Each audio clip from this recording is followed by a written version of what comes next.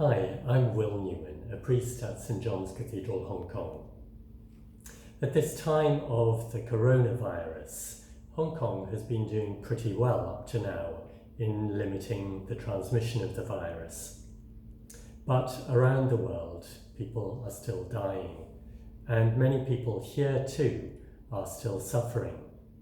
People who are ill with the virus and their families and friends, people living in lockdown, in traumatic isolation, people living in fear, people who have lost their jobs or their income and they don't know which way to turn for help.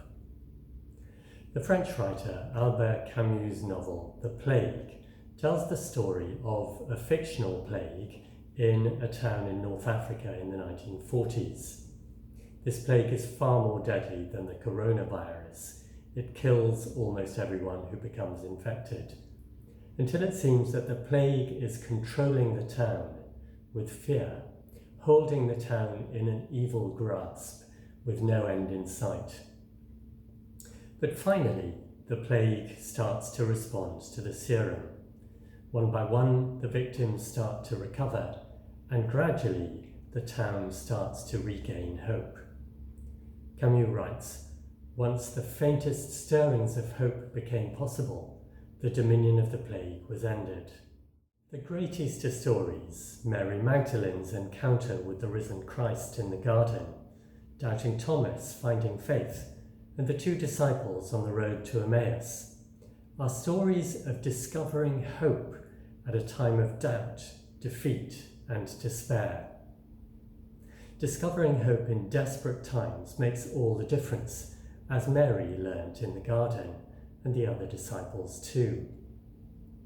To discover new hope is to experience resurrection. Hope breaks the power of evil, the dominion of the plague. Hope springs eternal, rising again in you and me with the promise of new life. Hope is one of the great Christian virtues. It's one of the three mentioned by St. Paul in 1 Corinthians 13, the reading we often hear in church weddings. Faith, hope, love abide, these three, says Paul. The enemy of hope is fear. That's why so often in the Bible, when God speaks or an angel speaks on God's behalf, the first words are, "Fear not, do not fear." They are the words of God spoken through the prophet Isaiah to the Israelites in exile in Babylon, the words of the angel Gabriel to Mary, to Joseph, and to the shepherds at Christmas, the words of the angel to the women outside the empty tomb in Matthew's Gospel.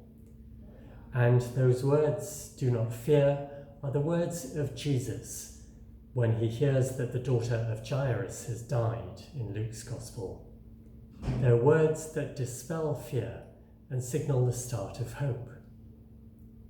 In the midst of all the disruption and suffering caused by the coronavirus, new signs of hope are visible all around the world, like spring flowers coming into bloom.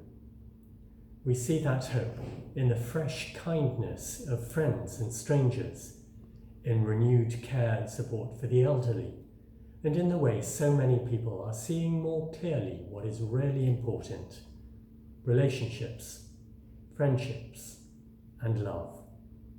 We do not have to fall under the fear of the evil virus. The Christian story of Easter is a story of new light in the darkness, fresh hope in the face of despair. It is an age-old story, and if you and I will live it with our lives, then it lives again.